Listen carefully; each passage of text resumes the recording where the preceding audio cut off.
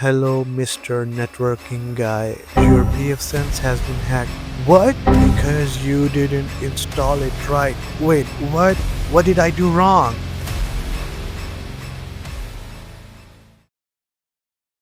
In this video tutorial, I'm going to train you how you can install and configure the latest pfSense 2.8.0.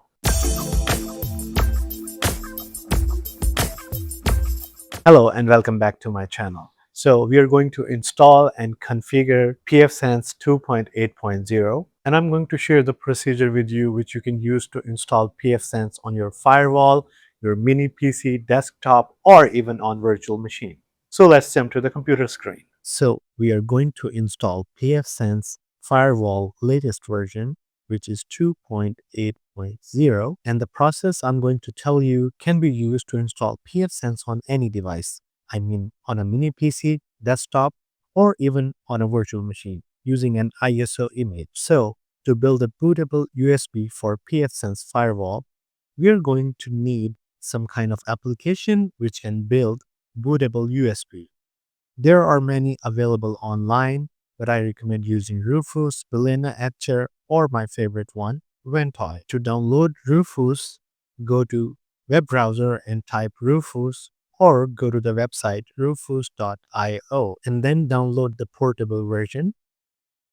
And you don't even need to install that on your computer. Once you run the application, you just need to select your USB and the ISO image, and you simply click on Start. If you're using MacBook or Linux operating system, then use Balena Etcher. To download Balena Etcher, go to your web browser and search for Balena Etcher, or go to balena.io.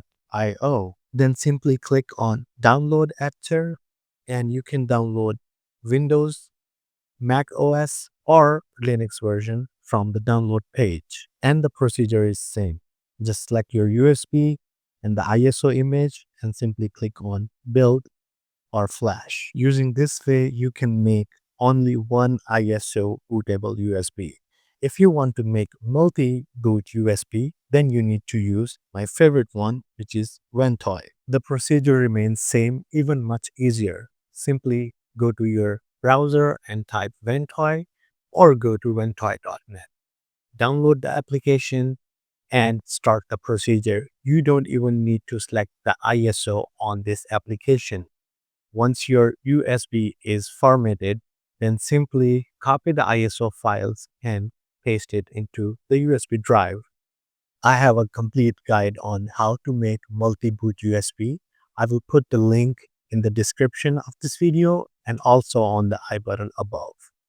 Okay, now it's time to download pfSense ISO.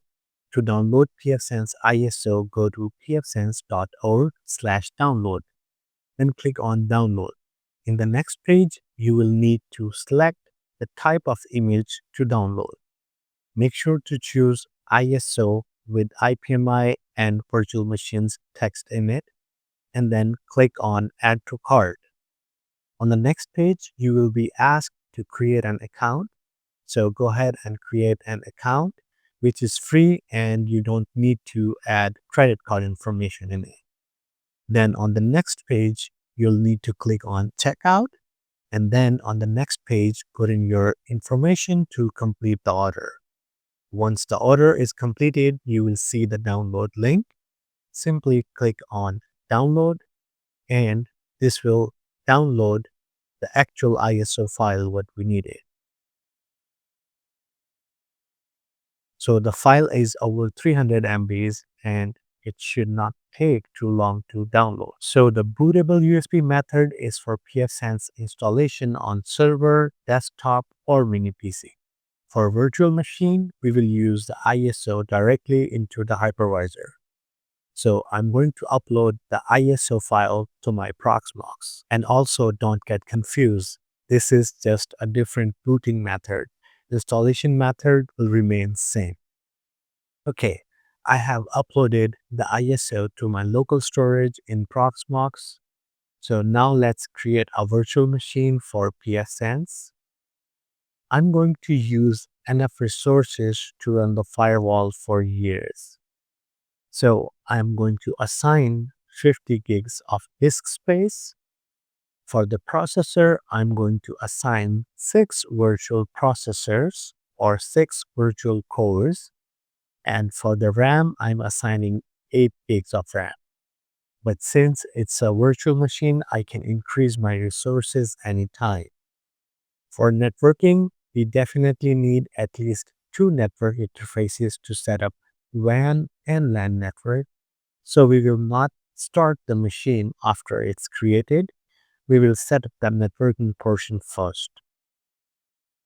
Okay, so I have created 2 bridges on proxmox VMBR1 for pfSense WAN network and VMBR2 for pfSense LAN network.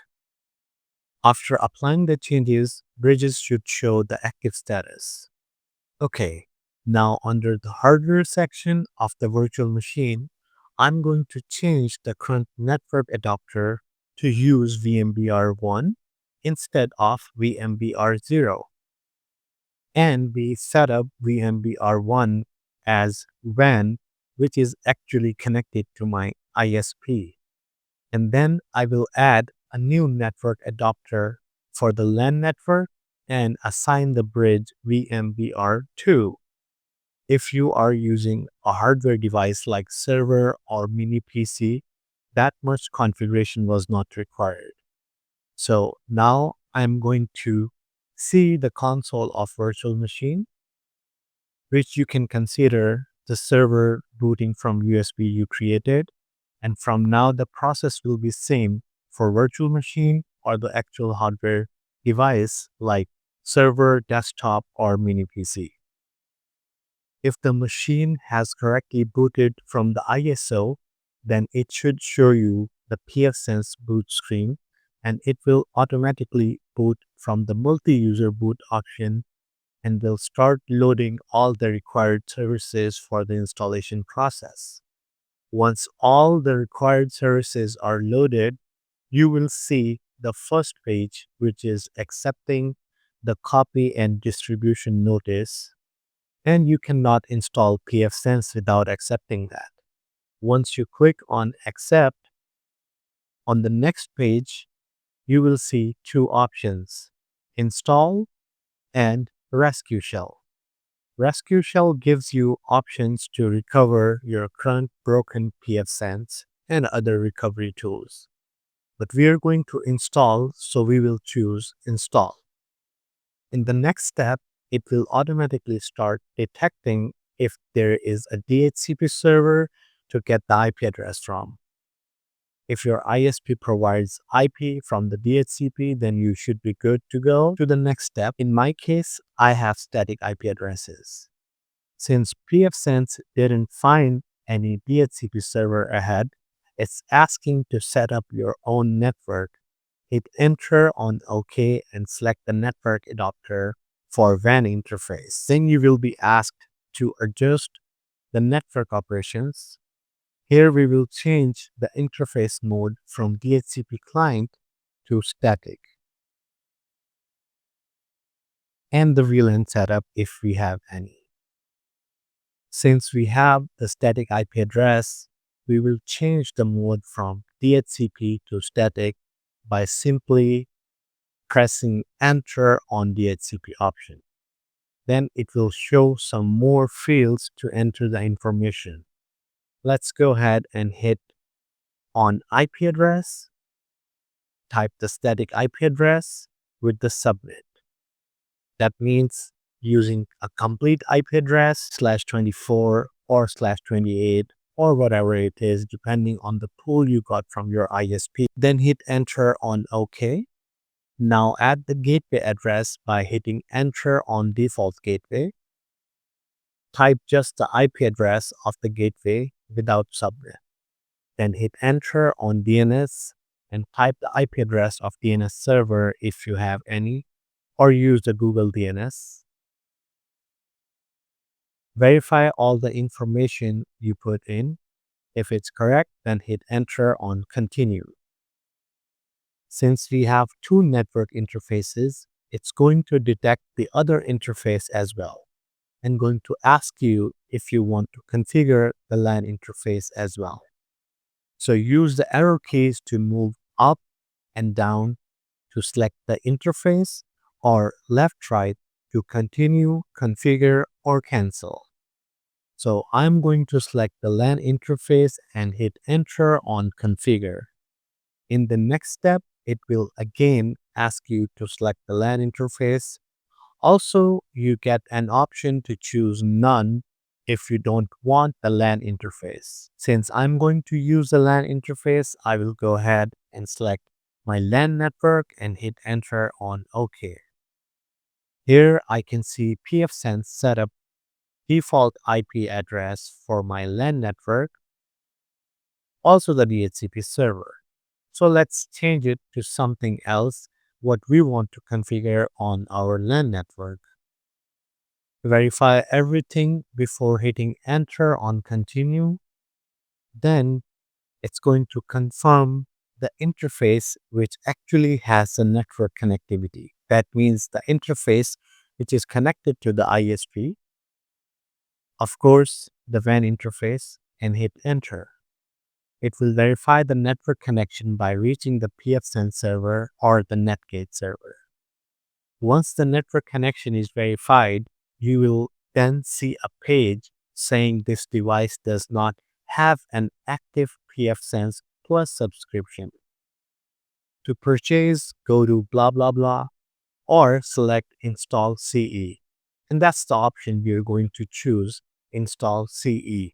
CE means Community Edition, which is free. Once you hit enter on install CE, it will then ask you to confirm the file system and the partition scheme. By default, it's going to use ZFS and GPT, which is good, and I recommend using that. But if you want, you can still choose UFS or MBR. Then hit enter on continue.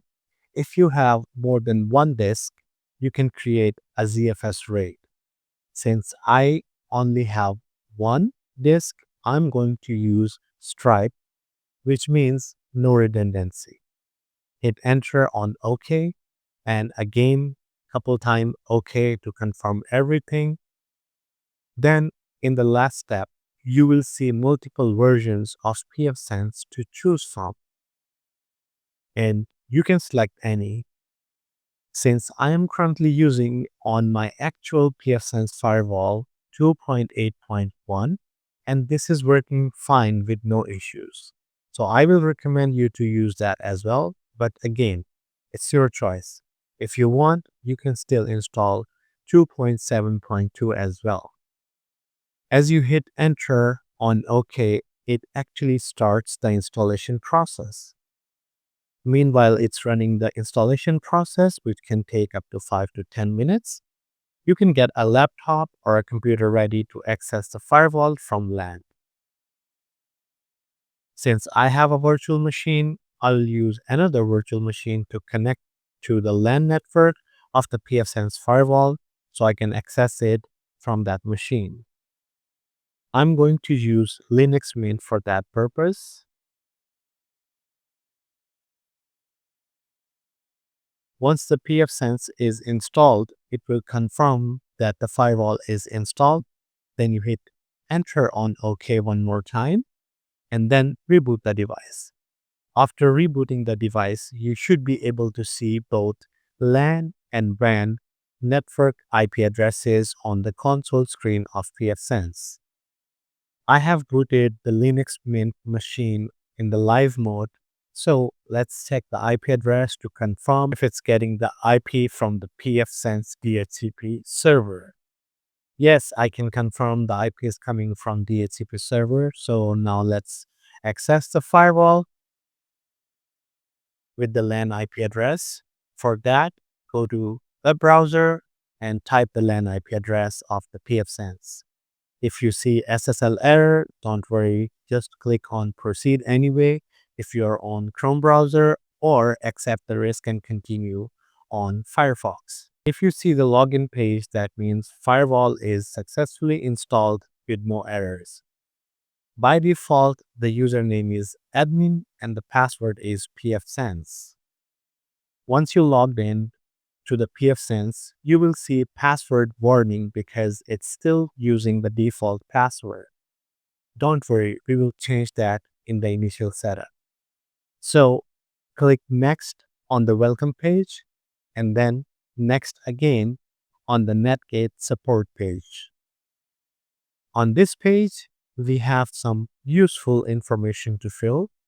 First thing, host name and the domain. If you have one, you can set it here. Otherwise, you can leave it as local. Then you need to enter the DNS like we did while we were setting up the networking. If you want to change, you can change it here as well. And then click Next. On the next page, it's asking for the MTP information. Click Next if you don't have an MTP server. Then on the next page, it's going to ask you information about your WAN interface.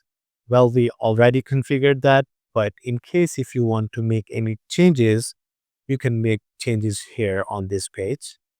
On the next page, once again, it's going to show you the LAN information. If you want to change the LAN IP address, you can change it here. If not, click Next. Then on the next page, you will be asked to change the password for admin account. Type your super secure password here and then click on the next button. Then on the next page, you will see a button to reload configuration to apply the changes. Then on the next page, you're going to click on Finish to actually update all the settings you have done so far. Congratulations, your pfSense firewall is now installed and configured. So, as a security tip, I will recommend you to change the default port of the web version of pfSense from 443 to something else like 9875 or 10052. So you're going to change that in the system menu and then click on advanced or advanced settings. Just make sure don't use common port which is being used by any other application. Anything after 10,000 should be fine.